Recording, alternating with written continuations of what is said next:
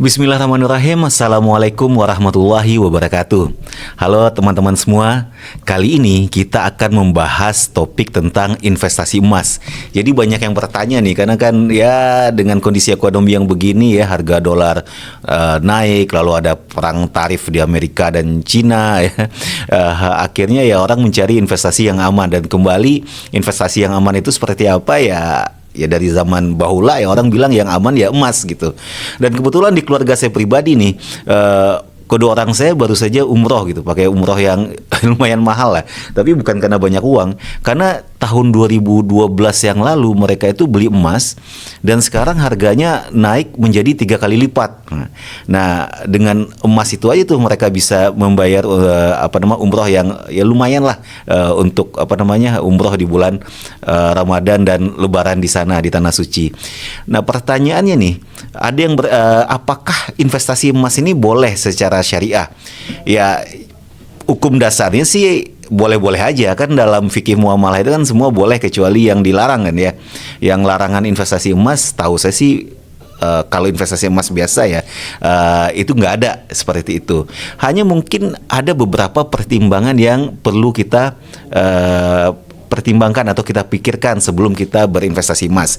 Yang jelas yang pertama nih, emas itu wajib zakat. Jadi kalau nisabnya udah sampai, misalkan sampai 85 gram ya harus bayar zakatnya seperti itu ya. Nah, hanya saja mungkin ada di antara kita yang bertanya, kenapa sih emas itu harus zakat ya?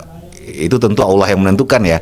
Hanya kalau kita berpikir dari sudut pandang hikmah, bagi kami para Islam ekonomis, nah ini juga mungkin yang menjadi salah satu faktor beberapa pakar ekonomi syariah mungkin tidak terlalu tertarik berinvestasi emas adalah, kalau kita berinvestasi di emas, artinya kan kita punya uang kan, kemudian kita beli emas. Emas itu akan disimpan dan mengendap begitu saja. Jadi uangnya itu nggak masuk dan tidak berputar dalam perekonomian. Jadi artinya harusnya kalau uang itu masuk dalam perekonomian, dibelanjakan oleh orang lain, itu jadi pendapatan itu dijadikan modal, kemudian digunakan lagi untuk berusaha, dapat pendapatan lagi. Nah, uang itu berputar dalam ekonomi masyarakat sehingga akhirnya bisa memberi manfaat untuk banyak orang. Nah, itu idealnya uang itu ya dibegitukan. Jadi investasi yang ideal itu ya investasi di sektor real sih sebenarnya. Tapi kembali, apakah dengan demikian investasi emas dilarang? Ya enggak juga. Jadi hikmahnya mungkin zakat tadi adalah menjadi disinsentif sebenarnya.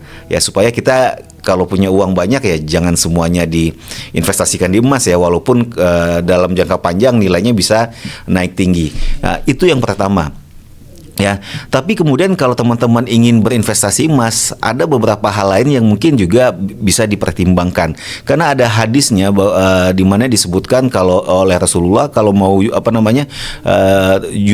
berjual beli emas dengan emas, perak dengan perak, gandum dengan gandum, dan beberapa barang ribawi dan barang yang menjadi staple food alias makanan pokok lainnya, itu harus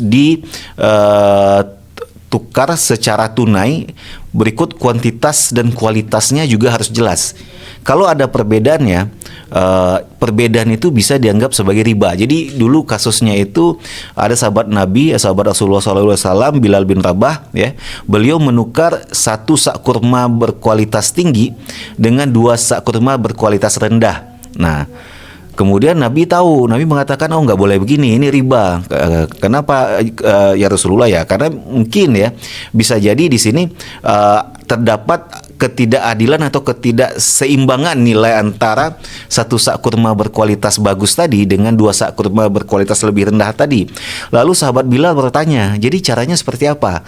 Nah, di sini Rasulullah mengajarkan untuk jual dulu tuh ya, 1 sak kurma berkualitas bagus dapat uang, dengan uang tadilah kemudian dibeli 2 sak kurma berkualitas rendah. Jadi pasar yang menentukan tingkat keadilannya gitu, kewajarannya itu seperti apa.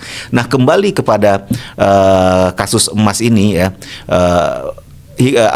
implikasinya seperti apa? Yang jelas kalau nukar emas, mau dengan emas lagi, tapi memang orang bertanya ya, kalau sama kuantitasnya ya sama kualitasnya ngapain ditukar? Ya ini memang pembahasannya ke isu yang lain sih, tapi yang kemudian menjadi hikmah di dalam kasus ini adalah tukar menukarnya itu harus secara tunai seperti itu. Kenapa? Karena kalau tidak tunai, beda waktu itu bisa jadi beda harga. Nah, beda waktu bisa jadi beda harga, bisa jadi kemudian ada yang merasa dirugikan.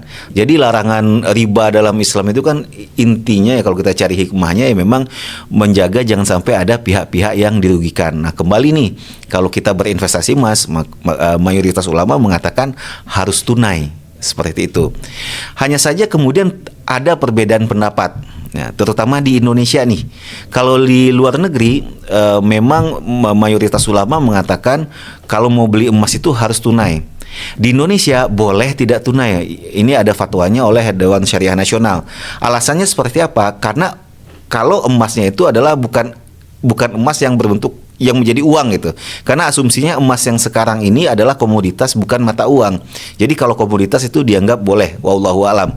Jadi kita serahkan saja ya perbedaan pendapat ini kepada para ulama. Nah, kita tinggal mengikuti mana saja yang kita yakini. Tapi kalau memang mau lebih aman, lebih tenang, ingin berinvestasi emas, belilah dengan cara yang tunai seperti itu. Nah, kemudian di zaman sekarang, di era digital, ada juga nih orang berjual beli emas atau kalau mau beli investasi emas bisa melalui platform alias secara digital. Nah, ini mau bilang halal dan haram, boleh dan tidak bolehnya, mungkin kita harus lihat dulu nih case by case seperti apa. Misalkan ya kita beli emasnya itu melalui aplikasi bank syariah. Nah, kalau ini insya Allah, kalau menurut saya pribadi insya Allah itu aman gitu ya. Kenapa? Karena bank syariah di Indonesia ini punya pengawas, yaitu OJK, Otoritas Jasa Keuangan. Mereka akan memeriksa dan memastikan bank syariah itu betul-betul punya emasnya. Jadi intinya dari berjual beli emas dan investasi emas tadi, barangnya itu juga harus ada ya. Tadi kan kita sudah membahas tentang riba ya. Larangan dalam fikih muamalah itu kan selain riba ada juga gharar, ada maisir kan. Gharar itu adalah ketidakpastian atau ketidakjelasan yang disengaja. Jadi kalau kita ingin investasi emas, kita beli emas digital, kalau emasnya nggak ada, itu gharar namanya. Karena salah satu contoh gharar itu kan menjual sesuatu yang tidak kita miliki. Tapi kalau kita belinya lewat aplikasi bank syariah ya, insya Allah ya, OJK akan memastikan emasnya itu ada melalui mekanisme pengawasannya. Walaupun kalau kita lihat dulu banget di awal-awal ya, mungkin sekitar 20 tahun yang lalu ketika investasi menabung emas itu baru keluar produknya, memang ada kasus di mana ada bank yang ternyata ya saya nggak ingat kasus detailnya seperti apa, tapi ketika OJK meriksa ternyata emasnya itu bukan yang asli, tapi itu dulu sekali ya. Kalau sekarang dengan pengawasan yang semakin ketat, nah insya Allah saya yakin ini kondisinya sudah lebih baik. Pertanyaannya, kalau bukan bank syariah seperti apa? Mungkin kalau Pegadaian juga masih oke. Kenapa? Karena Pegadaian atau lembaga keuangan resmi mereka diawasi oleh OJK. Jadi OJK secara reguler akan melakukan pengawasan dan pemantauan. Permasalahannya adalah yang bukan lembaga keuangan dan bukan diawasi oleh OJK. Ini ya bagaimana ya? Harus kita pastikan juga emasnya betul-betul ada. Tapi cara memastikannya seperti apa ya? Mungkin akan lebih aman kalau kita beli langsung aja barangkali ya, supaya bisa sama-sama dipastikan emasnya itu tersedia. Nah, kurang lebih itulah ya panduan terkait syariah tentang investasi emas. Ingat tadi hukumnya sebenarnya boleh gitu ya.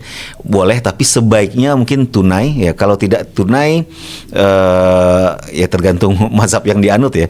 Tapi kembali kalau mau lebih tenang, lebih aman ya itu tunai. Oh ya, satu lagi saya lupa nih. Boleh nggak secara cicil? Nah, ini tadi yang juga kita bahas tadi ya, implikasinya ya. Kalau ikut hadisnya yang mayoritas diadopsi di luar negeri ya, sebaiknya memang tunai, walaupun kalau di Indonesia diizinkan oleh Dewan Syariah Nasional. Dan mungkin penutup, tapi ini bukan masalah syariah sih sebenarnya, masalah praktikal dari sudut pandang finance and investment sendiri. Banyak orang yang salah mengartikan dan salah menyebutkan dan selalu dikampanyekan bahwasanya investasi emas ini adalah investasi yang terbaik. Kenapa? Karena harga emas ini pasti naik. Nah, ini hati-hati nih teman ya.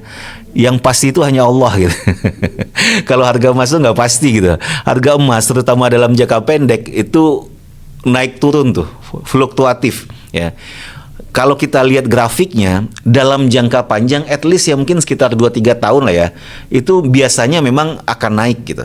Tapi kalau teman-teman duitnya itu masih diperlukan untuk kebutuhan sehari-hari, untuk kebutuhan jangka pendek, sarannya jangan dibeli emas gitu.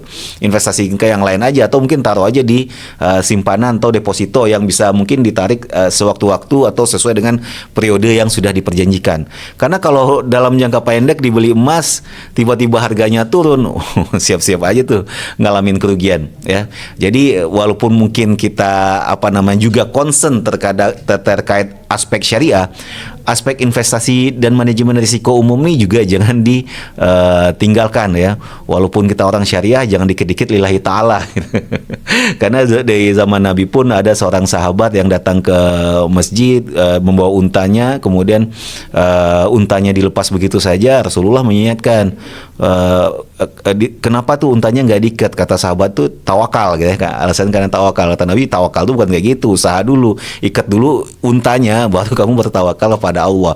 Ya sama dengan berinvestasi, kita harus belajar dulu ilmunya, diusahakan sebaik-baik mungkin, pertimbangkan risk and returnnya ya. Ini adalah investasi yang terbaik dan sesuai dengan selera risiko kita. Kalau sudah seperti itu ya tawakal Allah. Semoga investasi kita bisa menghasilkan keuntungan tidak hanya bagi kita sendiri ya, tapi juga bisa bermanfaat bagi pihak lain sehingga investasi kita berkah dunia dan akhirat. Mungkin itu saja terlebih dahulu. Wabillahi taufik wal hidayah. Assalamualaikum warahmatullahi wabarakatuh.